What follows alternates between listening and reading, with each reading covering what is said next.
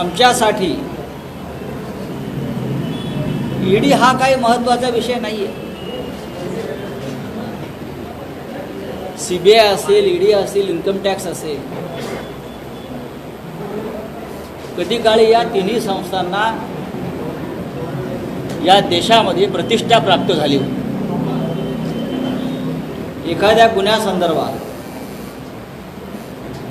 CBI, ED किंवा आयकर विभागानं कारवाई करायचं म्हटलं की खरोखर त्याच्यामध्ये काहीतरी गांभीर्य आहे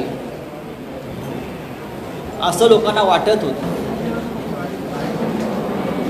पण गेल्या काही वर्षापासून ईडीची नोटीस येणं, ईडीनं कारवाई करणं म्हणजे एखाद्या राजकीय पक्षानं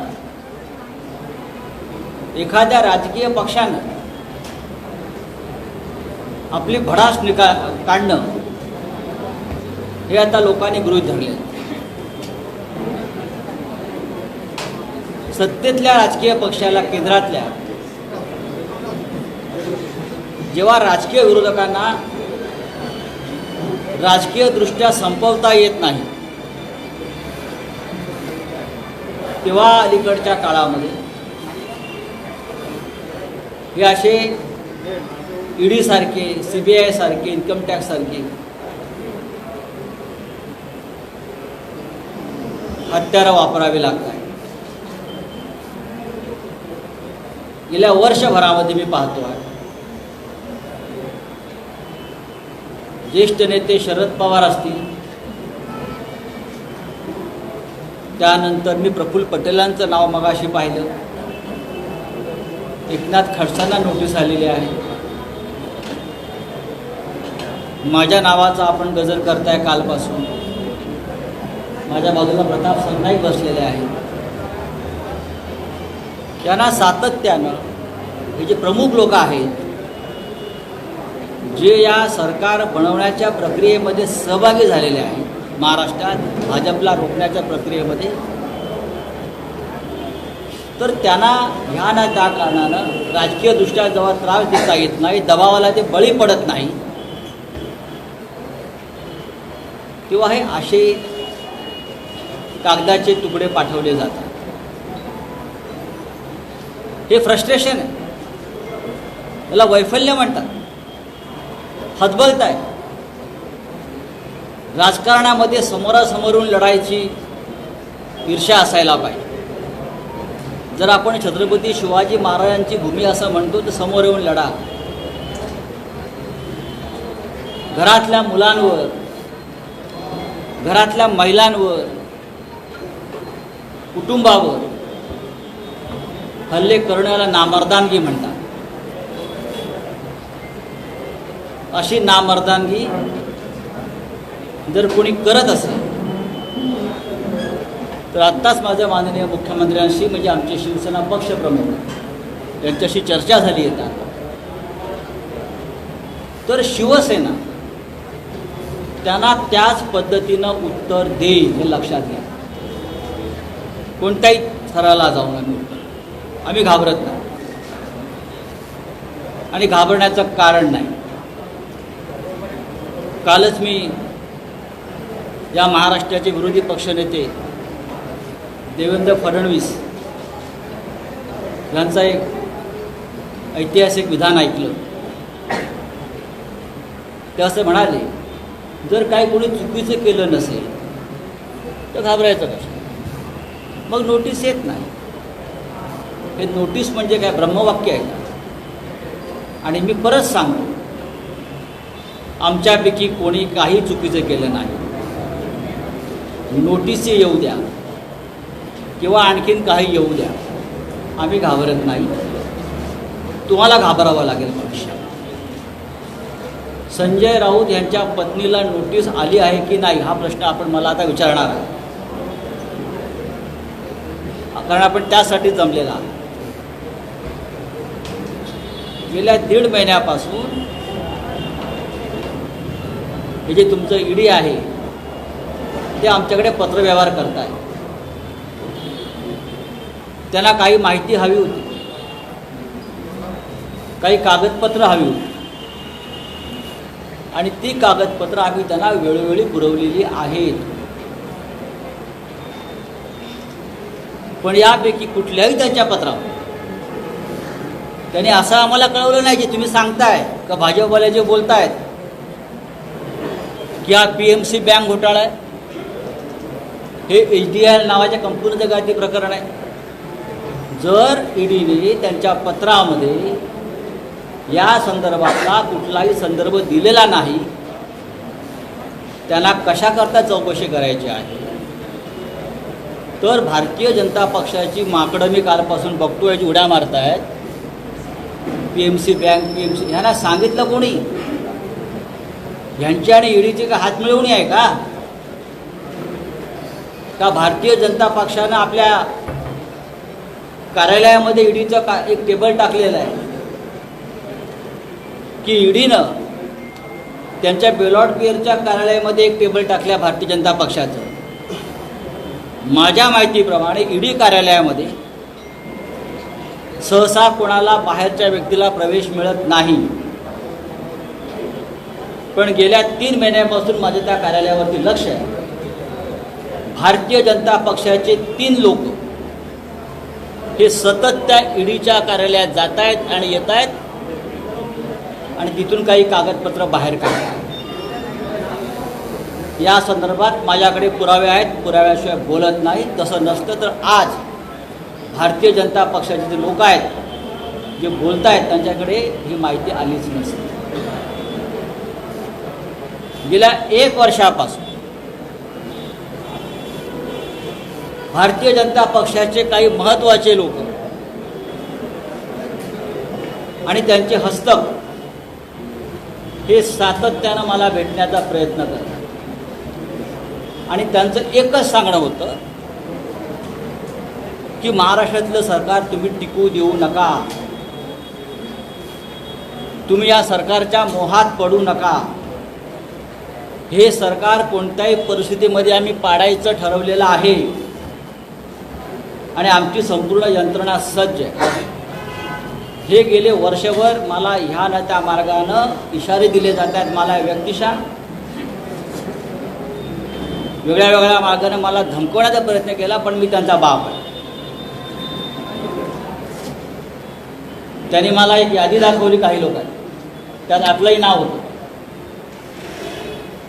म्हणजे आमच्या काही जवळचे परिवारातले लोक, ठाकरे परिवाराच्या आसपासचे काही प्रमुख लोक,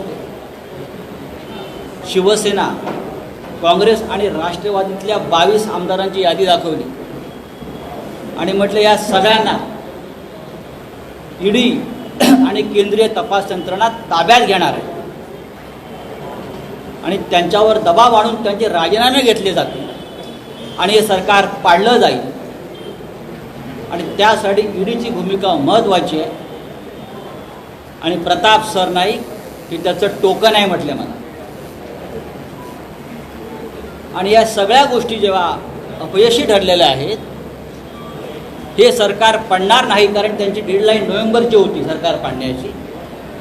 हे सरकार पडणार नाही, मग या सरकारचे खंदे समर्थक आणि प्रवर्तक कोण आहेत त्यांना आणि त्यांच्या कुटुंबियांना त्रास द्यायचा.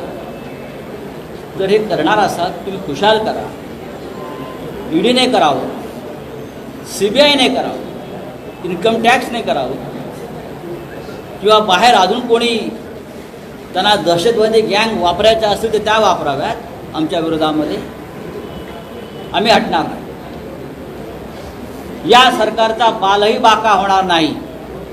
तुम्ही नोटीस पाठवा किंवा आम्हाला घरी येऊन अटक करून घेऊन जा,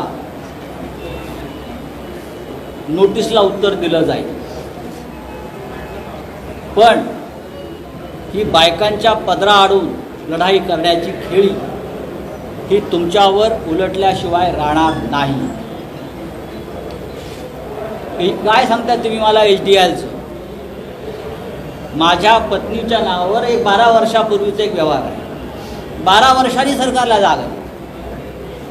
10 वर्षापूर्वी 12 वर्षापूर्वी बरं का अरविंद, 10 वर्षापूर्वी एका मध्यमवर्गीय कुटुंबातल्या एका शिक्षिका असलेल्या स्त्रीनं, महिलेनं मराठी एक घर घेण्यासाठी तिच्या मैत्रिणीकडून 50 लाखाचं कर्ज घेतलं आहे. 50 लाखाचं.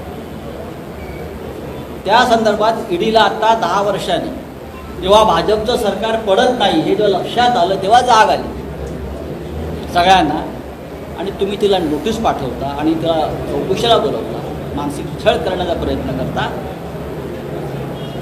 तुम्ही HDIच्याच गोष्टी करताय ना. भारतीय जनता पक्षाचे अकाउंट उघडा. गेल्या 3 वर्षामध्ये HDIनं भारतीय जनता पक्षाला किती कोटीच्या देणग्या दिल्या आहेत हे आज जी माकडं नाचतायत ना त्यांनी जाहीर करावं. माझ्याकडे 20 कोटीचा हिशोब आत्ता आहे. 20 कोटीचा हिशोब माझ्याकडे आत्ता आहे. आणि त्या संदर्भातली सगळी माहिती काँग्रेसचे प्रवक्ते सचिन सावंत यांनी ट्विटसुद्धा केली. विजयदुर्ग पोर्ट जे बांधणीचं काम HDIने केलं आहे, करतायत, त्यांना ते कॉन्ट्रॅक्ट मिळालं आहे. त्याचा भागीदार हा भाजपचा खासदार आहे. का? त्याला नोटीस पाठवली HDIला.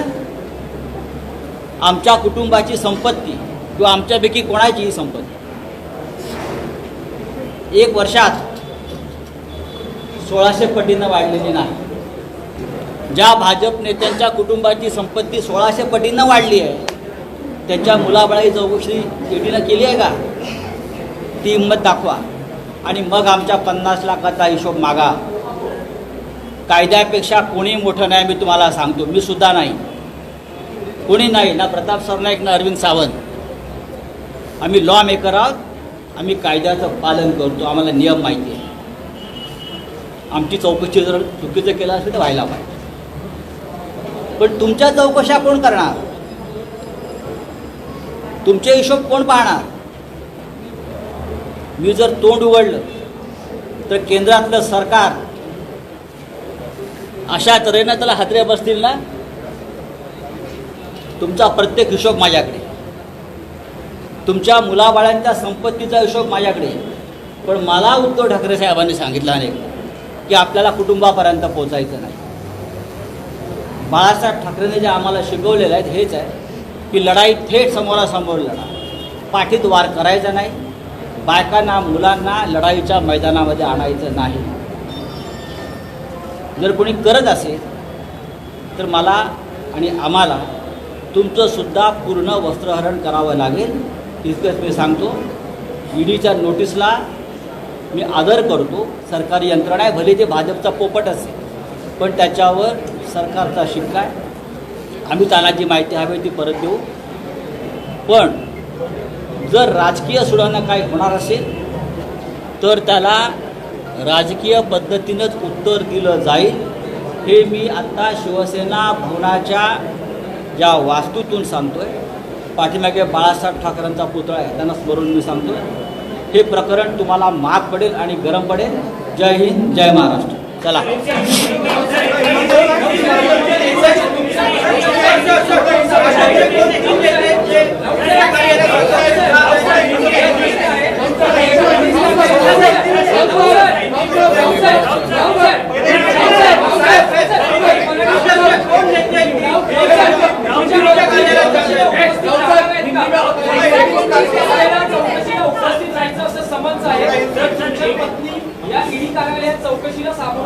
अजून काय तसा निर्णय घेतलेला नाही. हा निर्णय मी एकटा घेणार नसून हा निर्णय आम्ही सगळे मिळून घेऊ. त्याच्यामध्ये माननीय उद्धवजी आहेत, मी माननीय पवारसाहेबांशी चर्चा करतो आहे, आम्ही सगळे मित्र परिवार पक्ष. कारण ही राजकीय कारवाई आहे. त्याला राजकीय हेतूनं आम्ही उत्तर देऊ. पुढे जाऊ.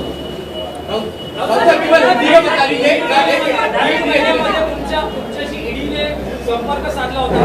किती वेळा समन्स तुमच्या कुटुंबियांना ते सोडून द्यावं. 100 वेळाला असेल, मला काय किंमत नाही. 100 वेळाला असेल. मी आपल्याला जे सांगितलेलं आहे ते महत्त्वाचं आहे. माझ्याकडे मी मागे सांगितल्याप्रमाणे माझ्याकडे भारतीय जनता पक्षाच्या 120 नेत्यांची यादी तयार आहे. 120 आणि त्या फिट केस ईडीसाठी आहेत. ईडी त्यांच्यावरती काय कारवाई करते हे मला पाहायचं आहे. त्यानंतर माझ्या पत्नीचं चौकशीला पाठवायचं की नाही ते मी पाहिजे.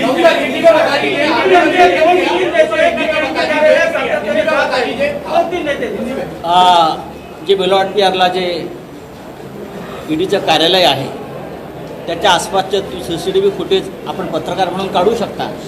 आपण सगळे शोध पत्रकारिता करता. थोडं CCTVच्या तुम्ही काढलेत गेल्या महिन्याभरातले. तर आतमध्ये कोणाचा वावर आहे आणि ते वावर असणारेच नेते आज कसे काल TV ला येऊन बोलत होते हे तुम्हाला स्पष्ट दिसेल. मराठी में निवेदन किया जो नोटिस आया हुआ है आपकी मिसेस को या ईडी के दफ्तर में आप हाजिर लगाने वाले और आपका कहना है कि सब राजनीति से प्रेरित. देखिए ये सब राजनीति से प्रेरित है. 10 साल पुरानी एक केस निकाला है ईडी ने 10 साल पुराने. देखिए हम मिडिल क्लास लोग हैं. मेरी पत्नी एक शिक्षिका है. उसने अपने एक दोस्त से 10 साल पहले 50 लाख का कर्जा लिया है. वो पूरा कर्जा हमने इनकम टैक्स को दिखाया है. वो हमने राज्यसभा के एफिडेविट में दिखाया है. अगर आप मेरे राज्यसभा के जो प्रॉपर्टी के एफिडेविट होते हैं हमने कोई छुपाई ये बात नहीं है. 50 लाख का जो हमारा लोन है वो हमने दिखाया है. तो ईडी को क्या तकलीफ है या भारतीय जनता पार्टी को क्या तकलीफ है उसमें? इस देश में भारतीय जनता पार्टी में ऐसे बड़े बड़े सुरमा बैठे हैं. अगर मैं उनके परिवार तक पहुंचा तो आपको देश छोड़कर भागना पड़ेगा. ये आपको बताता हूँ. नीरव मोदी और विजय माल्या के साथ भारतीय जनता पार्टी की पूरी फलटन खड़ी हो जाएगी लंदन और ब्रिटेन में. तो आप देखिए, आप मुझसे पंगा मत लेना. आप मुझसे पंगा मत लेना. मैं देखता हूँ. मैं नंगा आदमी हूँ. मैं शिवसैनिक हूँ बाला साहब ठाकरे का.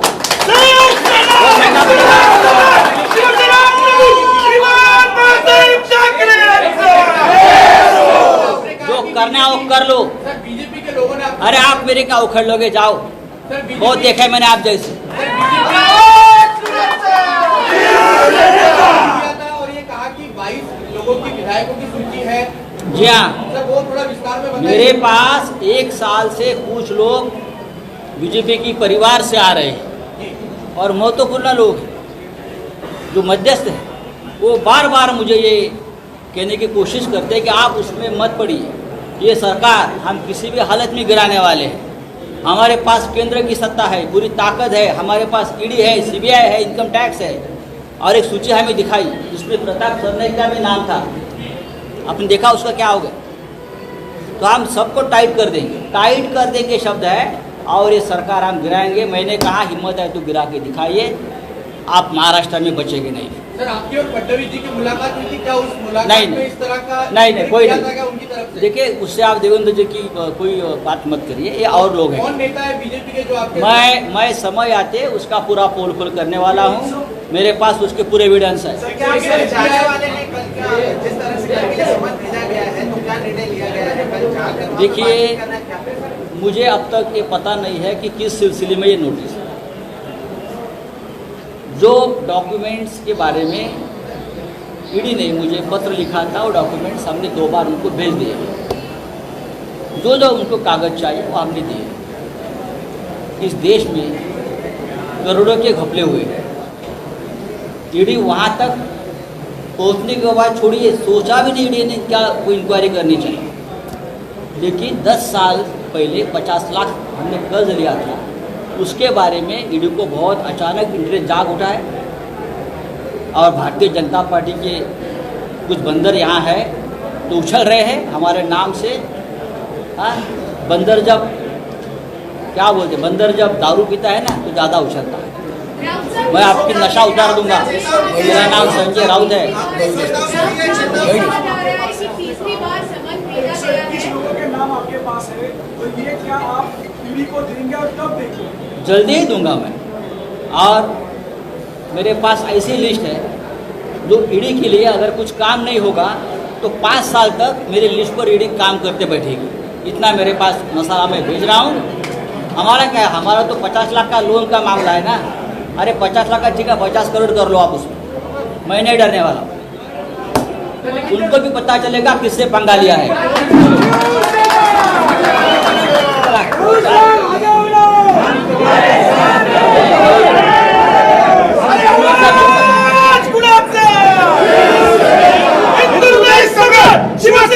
जिंदाबाद